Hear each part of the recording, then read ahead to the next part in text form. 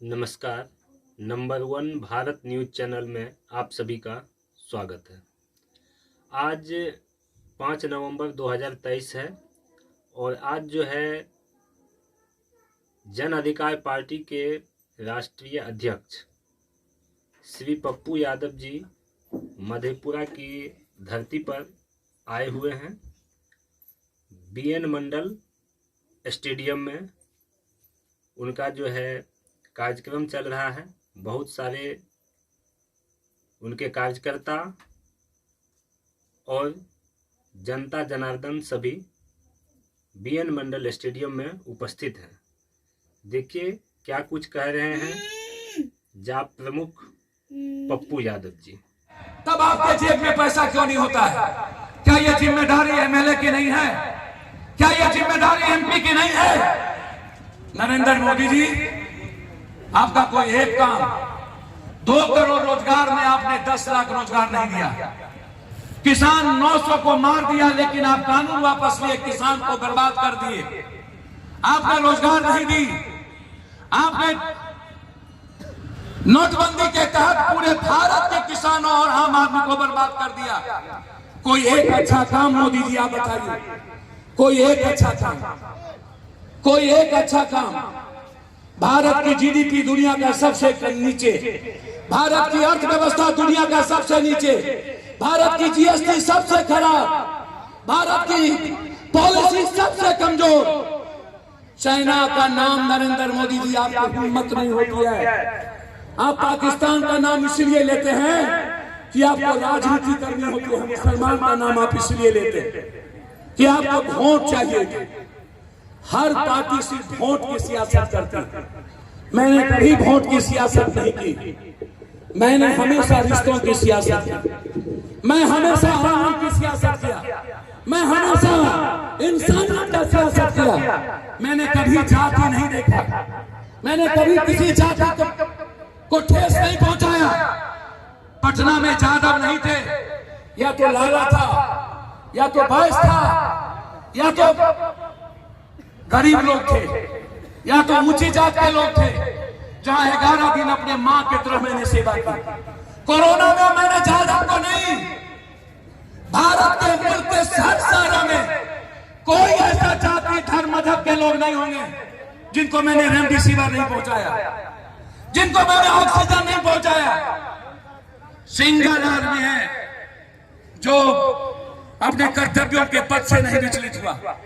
मोदी जी की कोई एक उपलब्धि भारत में, कोई एक उपलब्धि सिवाय अदानी और अंबानी के, कोई एक उपलब्धि, ना रोजगार, ना किसान, ना महिलाओं का सम्मान, ना महिलाओं को आर्थिक रूप से मजबूत करना, ना बिहार का विशेष राज, ना बिहार को विशेष पैकेज, ना बिहार को क्या चाहिए कोसी को, यानी बिहार को विशेष राज चाहिए, बिहार को विशेष पैकेज चाहिए, तो कोसी को, सीमांचल को इकोनॉमिकल जोन चाहिए, इकोनॉमिकल स्टेटस चाहिए।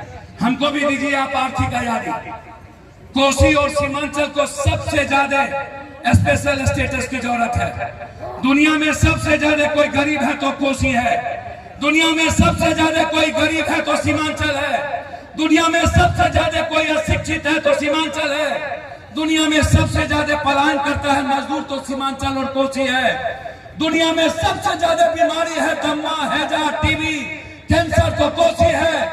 दुनिया में सबसे ज्यादा बेरोजगार है तो कोसी है। एक फैक्ट्री नहीं है। हमारा सहरसा में पेपर मीठा बेच दिया, मधेपुर में दूध मीठा बेच दिया, बनमटी में चीनी मीठा बेच दिया, पेपर मीठा, जूट मीठा खत्म कर दिया, भागलपुर में सिर्फ मीठा 2 बंद कर दिया। एक भी पूंजी निवेश नहीं हुआ। बिहार के डालमिया नगर को बंद कर दिए। हमको चाहिए उद्योग के लिए पैसा। हम आपसे ये बात कहने आए हैं, मोदी जी, आप देश के ऐसे प्रधानमंत्री थे कि आपको दुनिया बदल देनी चाहिए थी। आपको लोगों ने हिंदू मुसलमान से नहीं अलग होने दिया। नीतीश कुमार जी का मैं बहुत सम्मान करता हूं, लेकिन मैं आज ये बात कहने आया हूं कि पप्पू यादव कोई एक आदमी हमको कोसी सीमांचल में बताएगा ना कि मैंने ऐसा कोई इंसान हो जिसको अपने से ज्यादा सम्मान नहीं किया।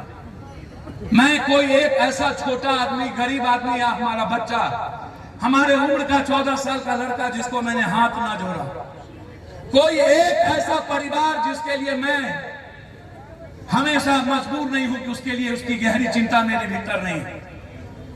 क्या मधेपुरा के में जो लड़ाई कभी बीपी मंडल, भूपेंद्र बाबू जैसे लोग, कभी विकास के पथ पर ललित नारायण मिश्रा ने जिस चीज को छोड़ा था, आप याद करिए, इसी जगह गडकरी ने कहा था कि एक आदमी सिर्फ पप्पू यादव, यदि पप्पू यादव नहीं होते तो आज इतना एनएच का जाल, विजेंद्र जी भाग गए यहीं से, सुशील मोदी मंच से उतर गया, लेकिन गडकरी को रोका नहीं जा सका और उसने आके कहा कि पप्पू यादव की देन है। वो स्पीच सुनिएगा, ताली मत बजाइएगा, वो स्पीच। एक नहीं, भारत का कोई ऐसा लोग, नेहा सिंह राठौर जो यूपी में काबा, वो कहती है कि पप्पू यादव से बड़ा भगवान मेरे लिए कोई नहीं। वो कहती है कि इस देश में यदि कोई इंसान है और कोई रियल में पॉलिटिक्स राजनीति सेवा करता है तो पप्पू यादव है। न्यूज 24 पर 3 दिन पहले हिंदुस्तान के सब लोग, लेकिन मधेपुरा के लोग कहते हैं कि आप जाति नहीं है। क्या मैं आपका रिश्ता नहीं हूं? मैं क्या आपका जाति नहीं हूं? क्या दूसरों जात की इज्जत करना और उसके लिए अपना सब कुछ लगा देना ज्यादा नहीं होता है? क्या दूसरों जात की सेवा करना और उसके आनंद का अपनी मां समझ लेना, गरीबों को, दलितों को, हर गरीबों की जिंदगी को मुस्कुराने का अवसर देने वाला पप्पू, क्या वो कृष्ण का जात नहीं हो सकता? कृष्ण ने तो सुदामा का सम्मान किया था, कृष्ण ने तो सबका सम्मान किया था। मैं क्या, यदि आपको ये गर्व नहीं है कि पप्पू यादव सुबह से शाम हर गरीबों का आंसू पोंछता है, हर इंसान के लिए खड़ा रहता है, हर भाई के लिए खड़ा रहता है? आप ताकतवर हैं मधेपुरा में, लेकिन जब भी आप पर कोई आफत आती है सबसे पहला आवाज मेरी होती है, चाहे वो कोई हो, चाहे वो बीपीएससी हो, एसएससी हो, चाहे वो बीटीएट हो, एसटीएट हो। जब 6000 रुपया मात्र तनख्वाह था टीचर का, 3 बार हम जेल गए, हमारे पीठ पर लाठी चली। इंजीनियरिंग का मामला हो, चाहे ममता हो, कई बार लोकसभा में ममता आशा आंगनबाड़ी के सवाल को मैडम रंजित रंजन और पप्पू यादव ने मजबूती से उठाया। जन वितरण प्रणाली को लेकर के हम और नरेंद्र मोदी का भाई जो इसका अध्यक्ष है, हम लोग दिल्ली में हम लोग बड़ी रैली किए। हमेशा मैंने कहा जब भी कोई जनप्रतिनिधि पर हमला हुआ उसके सम्मान के लिए खड़े हुए। और मैं चाहता हूं कि हमारी सरकार जिस तरह केरल में 12 करोड़ से 15 करोड़ रुपया पंचायत को देता है और ग्राम सभा को विधानसभा से ज्यादा ताकत देता है, बिहार में भी राजस्थान के और केरल की तर्ज पर जो आप 5 करोड़ एमएलए को देते हैं, वह एमएलए को नहीं देकर के आप पंचायत को दीजिए ताकि विकास पंचायत से होगा। मैं आपको सच कहता हूं, क्योंकि मुखिया जी के भीतर में डर होगा, ये दादा है, ये बाप है, ये पिती है, ये काका है, ये चाचा है, ये मामा है, ये नाना है। 2 मिनट में मुखिया जी को कह देगा कि हो लुटेल बनेलियर है। 2 मिनट में बुजुर्ग कह देगा कि रे पप्पू पैसा दे लो की कर दी। एमएलए एमपी को कब बोलेगा? नहीं बोल सकता। मैं चाहता हूं इस लड़ाई को मजबूती के साथ लड़िए। और मैं आंगनबाड़ी को कहना चाहूंगा कि आप 3 दिन आंगनबाड़ी ममता आशा चल रहे हैं, आपसे सरकार को डर नहीं है। आप सरकार को कहिए यदि आप हमारा बेसिक तनख्वाह और वेतनमान नहीं किए तो आने वाले ये चुनाव तक ही डरेगा। चुनाव के बाद फिर आप लोगों को छोड़ देगा पेट्रोलियम में। चुनाव तक जो कराना है करा लीजिए, चुनाव के बाद फिर भूल जाइए कि 25 में आप कुछ करा पाइएगा। आप जब 3 दिन पटना में रहिएगा, पप्पू यादव के तरफ से हर आंगनबाड़ी ममता आशा को खाना मेरे तरफ से फ्री होगा। हम खाना मेरे तरफ से आप लोग को चलेगा। आप लड़ाई शुरू करिए।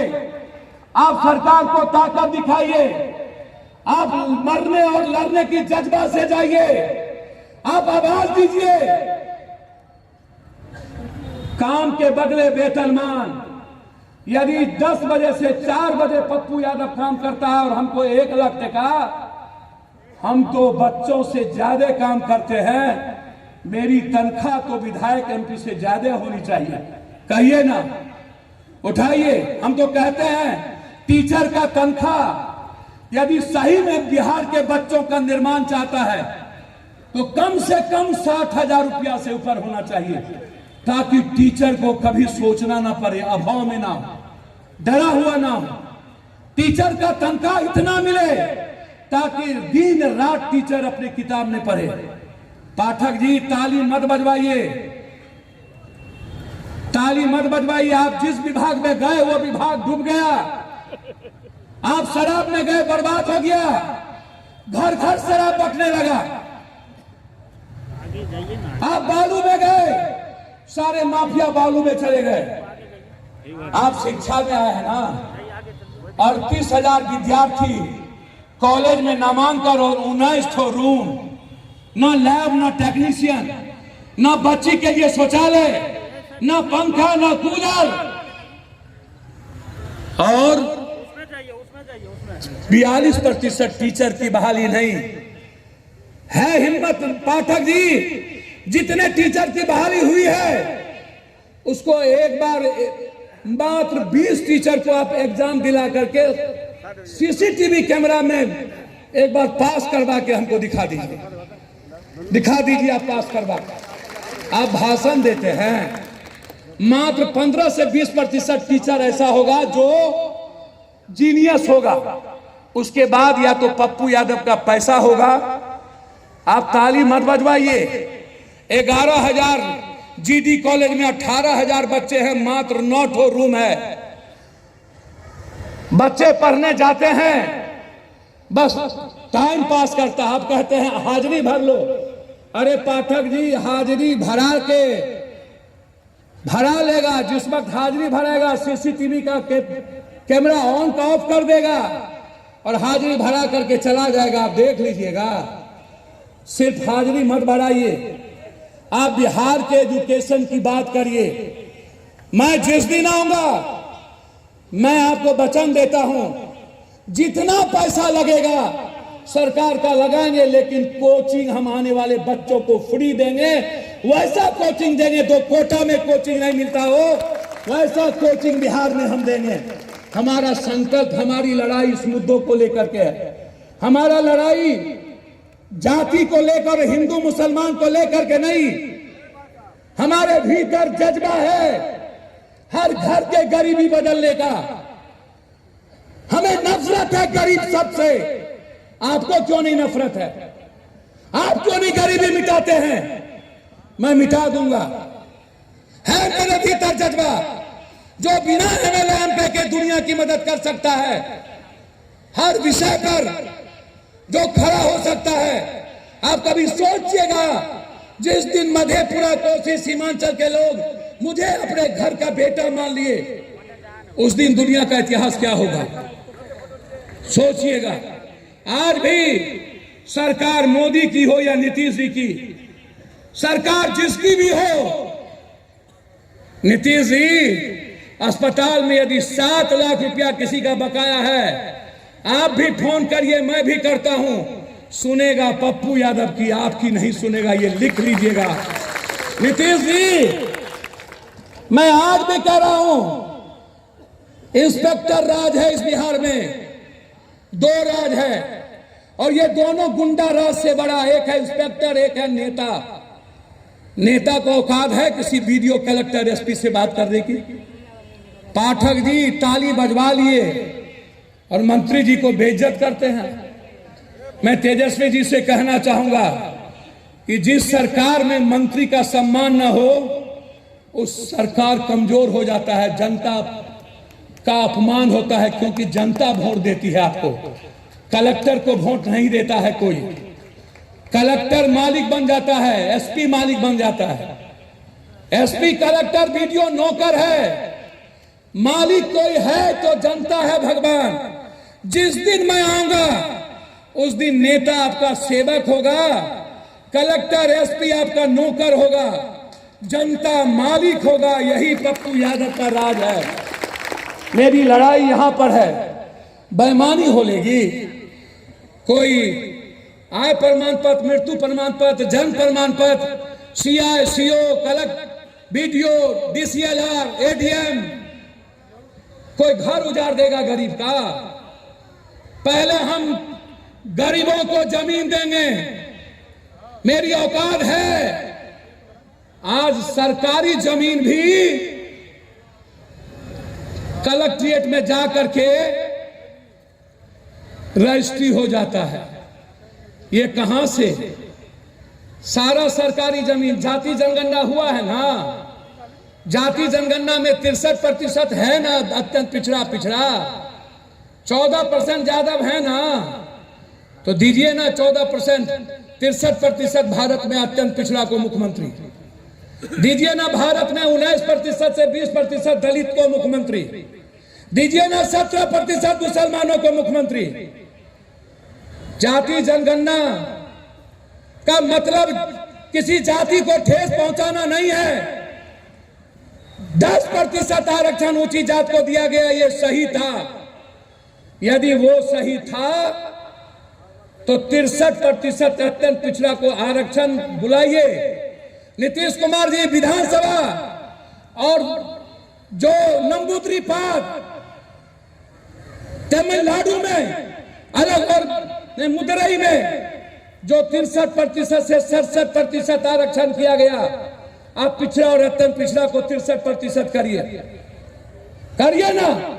मैं चाहता हूं, हम चाहते हैं एक एक गरीबों को 1 बीघा जमीन। आपके पास तो आ गया, किसके पास कितनी जमीन है? यदि आप जाति जनगणना किए हैं तो मैं चाहता हूं कि आप जिसकी जितनी जनसंख्या भागीदारी करिए मंत्रिमंडल में करिए। डिप्टी सीएम ऊंची जात को भी दीजिए, मत गाली दीजिए, लेकिन जिसकी जितनी जनसंख्या है करिए भागीदारी।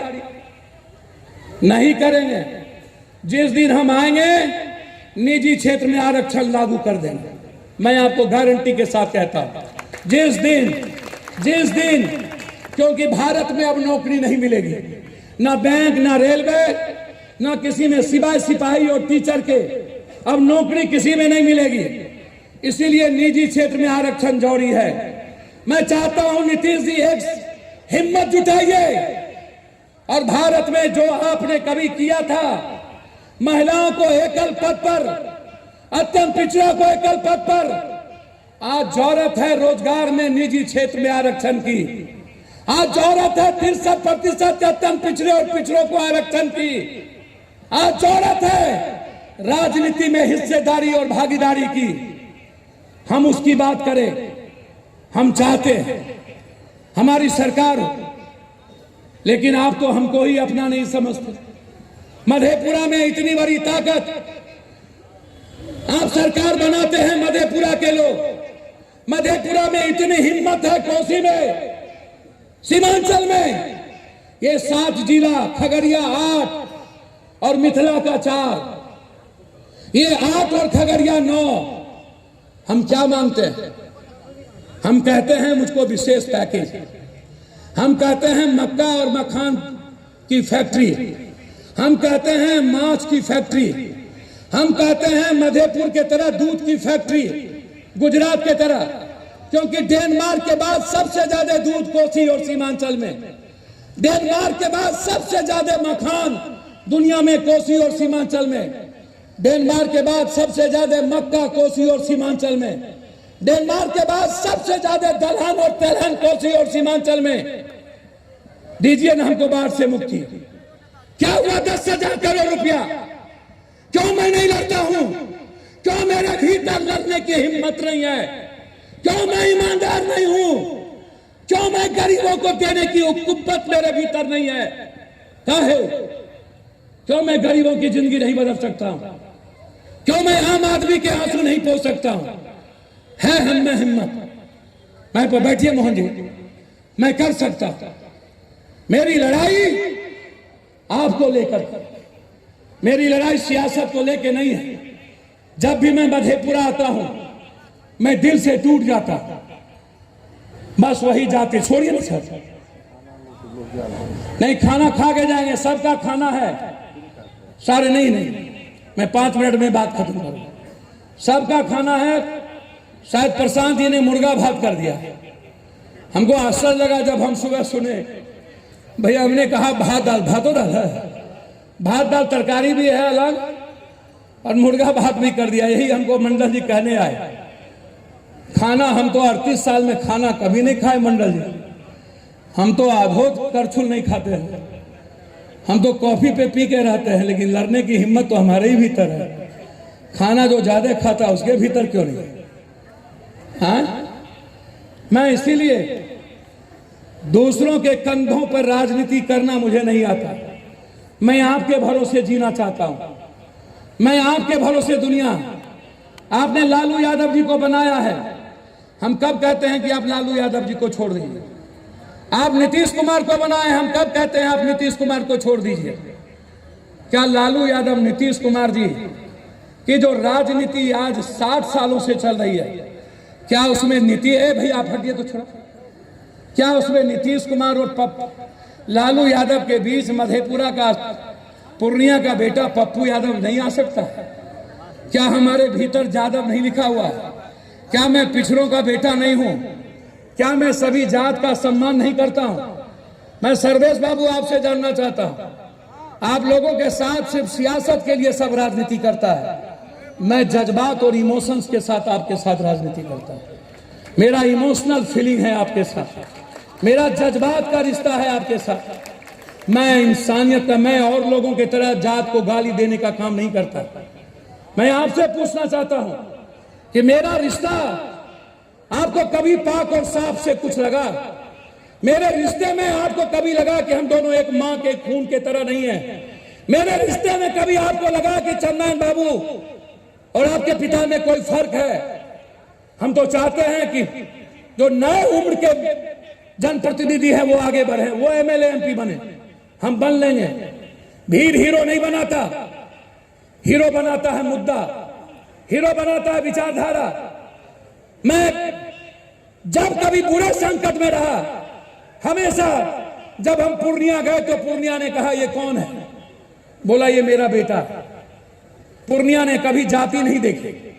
पूर्णिया के पेट में रहने वाला कोक का कोई बच्चा, एक आदमी, चाहे वो शेरशाबादी हो, चाहे वो कुल्हैया हो, चाहे वो सुरजापुरी हो, चाहे शेख हो, पठान हो, खान हो, सैयद हो, चाहे ब्राह्मण हो, भूमिहार हो, चाहे गोरी हो, केवरत हो, नुनिया हो, मला हो, चाहे गंगोत्री हो, कोई जात। वहां जादवों ने नहीं कहा कि पप्पू यादव आप गठबंधन से आइए। वहां जादवों ने नहीं कहा कि पप्पू यादव आपको गठबंधन, हमने क्या, हम गठबंधन के साथ नहीं है। जब जब लालू यादव पर हमला हुआ तब तब एक भी जदयू और राजद के लोग सड़क पर नहीं आए, तब तब नीतीश कुमार नहीं बोले, पप्पू यादव बोला। मेरा ट्वीट उठा के देख लीजिए, जब जब उस परिवार पर हमला हुआ पप्पू यादव सबसे आगे बढ़े। हमें गुनाह क्या है? लालू यादव जी, आप अरुण यादव के यहां जो बलात्कार केस में था जा सकते हैं, वो आपका हो सकता है, लेकिन जिस साहबुद्दीन ने अपनी जिंदगी आपके लिए दे दिया, उसको दूध के मक्खी के तरह के छोड़िए पप्पू यादव। मैंने आपको हमेशा बाप के तरह देखा, लेकिन साहबुद्दीन तो आपके लिए जिंदगी दी। क्या किया था साहबुद्दीन के बेटे ने? 12 घंटे के अंदर पुलिस चली गई। क्या आपकी जिम्मेदारी नहीं था उसके बाप के जाने के बाद उसके बेटे को सम्मान मिले? आप अरुण यादव के यहां जा सकते हैं। नीतीश जी, आप जो नफरत पैदा करता है जाति का, उसके यहां जा सकते हैं। पप्पू यादव को कभी नफरत पैदा नहीं किया। हमने तो कभी किसी जात को गाली नहीं दी, हमने तो कभी किसी बाभन राजपूत भूमिहार को गाली नहीं दी, हमने तो कभी कोई ऐसा काम नहीं किया जिससे गलती हो, कभी कभी आज तक। फिर हमको स्वीकार क्यों नहीं? जब आप अकेले पड़े तो पप्पू यादव लाठी खाया। जब मोदी जी का हमला हुआ बीजेपी का, सबसे ज्यादा ट्वीट पप्पू यादव ने किया। सबसे ज्यादा। हमने कब कहा मैडम रंजीत रंजन कांग्रेस में, हमेशा कांग्रेस के विचारधारा के साथ हम खड़े रहे, लेकिन जब हम मधेपुरा सहरसा आते हैं तो गठबंधन के अलावे दूसरी बात नहीं सुनते। काहे? गठबंधन से आप हैं कि आपसे गठबंधन है? मधेपुरा से दिल्ली है कि दिल्ली से मधेपुरा? मधेपुरा से पटना है कि पटना से मधेपुरा? ये बताइए।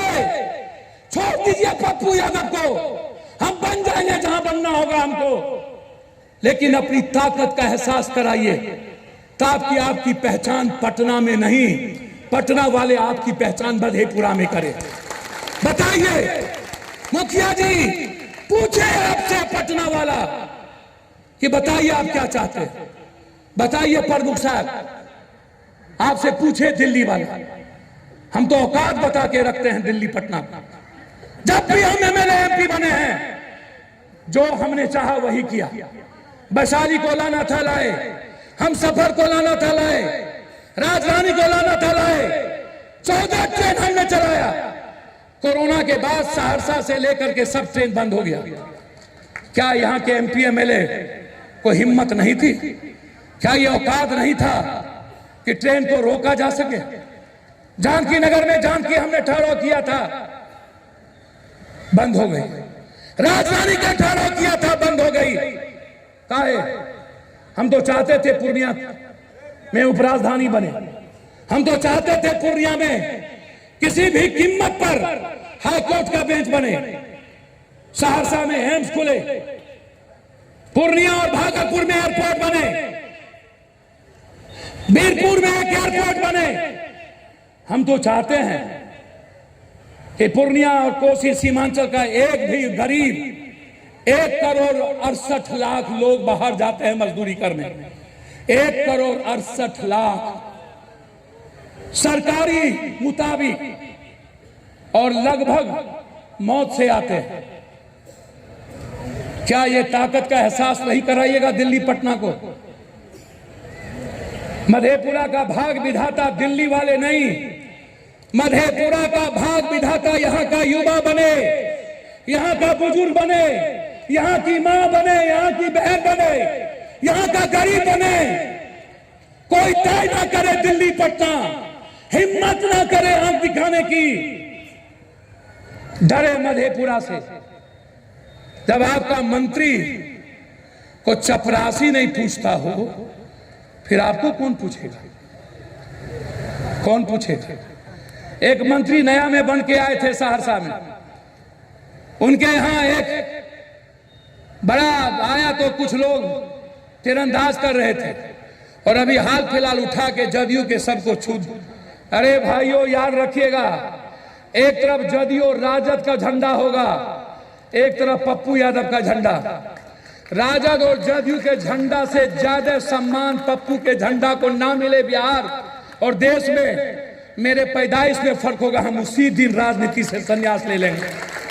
मेरे झंडा का मतलब है आजादी, मेरे झंडा का मतलब है आम आदमी को सम्मान, मेरे झंडा का मतलब है आम आदमी की खुशी, मेरे झंडा का मतलब है भ्रष्टाचारियों का खात्मा, मेरे झंडा का मतलब है वीडियो और कलेक्टर राज का आतंक का मिटना। लेकिन झंडा लगाता कौन है? ये बड़ा सा, क्या वो ड्रग्सी तो नहीं है? क्या वो हिंदू मुसलमान तो नहीं करता है? क्या किसी बाभन राजपूत को गरियाता तो नहीं है? क्या किसी दलित को गरियाता तो नहीं है? क्या किसी का ठगता तो नहीं है? पप्पू यादव के लोग किसी के जेब से पैसा नहीं निकाल सकते। पप्पू यादव के लोग जात पात नहीं कर सकता है। पप्पू यादव के लोग ईमानदारी से भूखा रोटी खाएगा। मैं जब हूं और मुझसे बड़ा बैंक इस देश में कोई नहीं, जिस दिन मेरे पास कुछ नहीं बचेगा उस दिन अपनी किडनी और शरीर बेच देंगे, लेकिन इंसानियत को मरने नहीं देंगे। मुझे कुछ नहीं चाहिए, मुझे भूखे रहने आता है। इसीलिए हम आज जो ये विशाल कार्यकर्ता सम्मेलन जो आप लोगों ने, जनप्रतिनिधि ने, सभी मुखिया जी, पूर्व मुखिया जी, हमारे नेता, हमारे छात्र युवा मोर्चा, हमारे युवा शक्ति, सवारों सारे सम्मानित नेता और साथियों ने मिलकर प्रखंड अध्यक्ष, प्रखंड के पदाधिकारी, प्रखंड के नेता दिन रात एक करके पूर्व प्रमुख साहब सब लोग, मैं यह ऋण जब तक जिंदा रहूंगा आपके परिवार का कर्जदार हो चुका हूं, ये मैं आपको कह देता हूं। मैं यह कर्ज इस जन्म में नहीं उतार पाऊंगा। आप हमेशा हमको अकेला जब होते हैं तो ताकत देते हैं, और ये ताकत दिल्ली पटना वाले के लिए है कि आप डरिए जनता से, आप डरिए गरीब से। आप विधानसभा में मुख्यमंत्री, मंत्री और प्रधानमंत्री बन के मत डराइए। आप जाति का गठबंधन बन के सिर्फ राजनीति मत करिए। आपको कोसी की आजादी देनी होगी, यही मेरी लड़ाई है। पप्पू यादव जी ने तो आज नरेंद्र मोदी के ऊपर, बीजेपी के ऊपर बहुत बड़ा कटाक्ष किया है और इंडिया गठबंधन का बचाव किया है। तो देखिए आप लोग नंबर 1 भारत न्यूज़ चैनल के साथ बने रहिए।